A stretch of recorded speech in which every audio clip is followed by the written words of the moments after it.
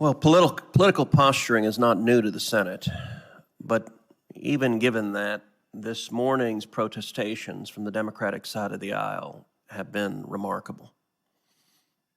The subpoenas at issue here are not about the Mueller report. It's not even about Carter Page or General Flynn. The central question here is about corruption and abuse of power. What has been made public is we now know that the previous administration directed the FBI, the CIA, law enforcement, and intelligence to target their political opposition. This committee has now heard testimony that not only did they authorize wiretaps of a senior advisor to the Trump campaign, not only did they send in spies wearing a wire to try to monitor their opponents, not only did they intercept phone calls from a three-star general who was the incoming national security advisor to the new president, not only did they fraudulently create evidence, altering emails from the CIA to the FBI. This is the FBI committing a felony of creating fake evidence because the FBI asked the CIA, was Carter Page working with you and helping the CIA? The CIA said yes, and the FBI lawyer fraudulently altered that email and turned yes into no, which if anyone else did that in any court in America, they would be put in jail for a long time for fraud. But we also know that this was not authorized. I think Senator Kennedy's right. There are a lot of people that want to blame this on some low-level lawyer 9 levels down. Here's the problem. We know that this went quite literally all the way to the top. January 5th, 2017. This is after the presidential election. This is after the whole world is shocked that Hillary Clinton didn't win, and oh my goodness, Donald Trump is getting ready to be president. Now, normally on January 5th, at the end of a presidential term, people are packing up and getting ready to leave. But what are they doing in this White House? January 5th, Oval Office meeting, Barack Obama, Joe Biden. And what are they talking about? Surveillance directed at the incoming national security advisor. What do we know now also? Sally Yates, the acting attorney general, was surprised. What do you mean? What are you talking about, Michael Flynn? Well, it turns out James Comey, the FBI director, was directly briefing President Obama. Sally Yates has said she learned about it from Barack Obama. Picture this for a second.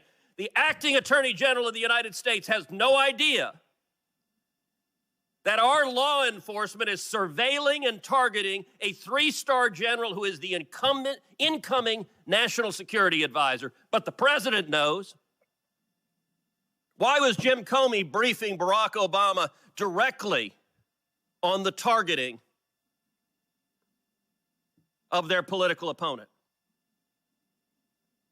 Senior senator from California asked, why is Jacob Lew on this list? Why is Samantha Power on this list? Because every damn one of them unmasked Michael Flynn, put in multiple orders. These are senior political players in the White House and the Obama administration. They're on their way out the door. They get along. They get masked intercepts that protect the privacy and hide a U.S. citizen, and they put in request after request after request. By the way, Joe Biden put in that request also. Why are they trying to unmask Michael Flynn? January 5th was the day after the FBI on January 4th had concluded there's no basis to investigate Michael Flynn. We're going to close the case. And by the way, they didn't just say it. They prepared the report saying, we're closing the case because there's no evidence here. Because we interviewed everyone, And there's no derogatory evidence. There's no basis to be targeting this guy, who is the incoming national security advisor for the president. January 4th is when the FBI says to close it. January 5th, there's James Comey in the Oval Office saying, we're going after him. We're going after Michael Flynn. And by the way, 15 days later, January 20th, look, there is in this room probably 500 years of government experience. I encourage all of you, pick up and read the Susan Rice email. Number one, it's January 20th, 2017. Everyone here knows what that date means. It's the very last day of the Obama administration.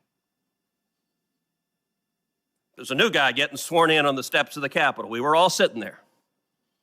Apparently, while we were sitting there, anyone else in a White House, and a lot of people here have been involved in White Houses of outgoing administrations, you're packing up your stuff. You're taking down the picture of your wife or your husband from the wall. You're putting your personal belongings in a box and you're leaving. It's not what Susan Rice is doing. She's sitting down typing an email. An email to whom? Herself. How often do you email yourself? Is that something you do a lot? Dear me, as you're leaving a job. She emails herself and writes this memo, which in the annals of government is one of the funniest damn memos you'll ever read. Dear me, the investigation of Michael Flynn is by the book. Let me be clear, it's by the book. Did I mention it's by the book? 3 times she uses the phrase by the book. Any of you ever played poker? There's something called a tell. When someone's writing over, this is by the book, we're not doing anything wrong, that's a big indication they're scared they're doing something wrong.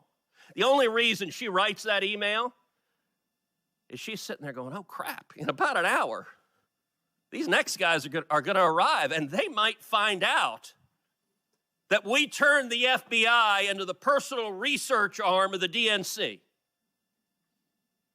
Look, all of them thought Hillary was going to win. Nobody would know that they had abused law enforcement and intelligence to target their political enemies. She writes this memo. By the way, ain't nothing by the book if on January 4th they say we're closing the investigation because there's no evidence. And January 5th, the FBI director is in the Oval Office with the president saying, hey, we're going after the guy. There's no book that lays that out. And what's astonishing is not a single Democrat here cares. Not a one of you is troubled. Or at least you won't say it publicly. Now, I get it. It's an election year. Joe Biden's your nominee. For God's sakes, you don't want to uncover something that shows that Joe Biden was part of corruption. Barack Obama, I get it, you revere. You don't want to reveal that he was involved in the corruption, and you can't reveal Joe Biden was.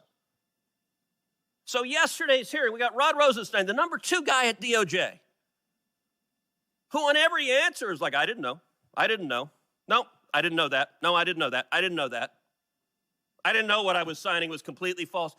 And what was amazing about the questions from the Democrats is none of y'all cared. You're just like, oh, let's ask about something else. Let's ask, no, don't talk about this. Look, this committee ought to care, and let's be clear, we had a lot of talk about if the shoe were on the other foot. Pause for a second and imagine how you would feel if Donald J. Trump was doing exactly what Barack Obama and Joe Biden did. So right now, you guys copacetic with Trump putting wiretaps on the Joe Biden presidential campaign? Everything cool if Trump has the FBI send in agents wearing wires to the Joe Biden campaign? That's all good. Everything all right if they fraudulently create evidence. They doctor emails from the CIA and send it to a court under oath. No problem there? This is an absolute outrage and abuse of power. And by the way, to be clear, because I'm sure someone on Twitter will say, now Cruz has called for using the FBI to go after Joe Biden. No, to the contrary. Law enforcement and intelligence ought to be apolitical. We should enforce the law regardless of party, and this committee ought to be deeply concerned. It's not about revisiting the Mueller report. Was there a partisan, deliberate decision that we're going to use the machinery of government to go after and target our political opponents? Because there's more and more evidence that looks like it was, and that ought to concern everyone on this committee, because I guarantee you what one administration abuses, another administration is going to abuse, and that is dangerous for this country. I look forward to locking you all up in the coming years. You have the courage to speak the truth, to do what is right, and to fight for what you believe, and keep doing it.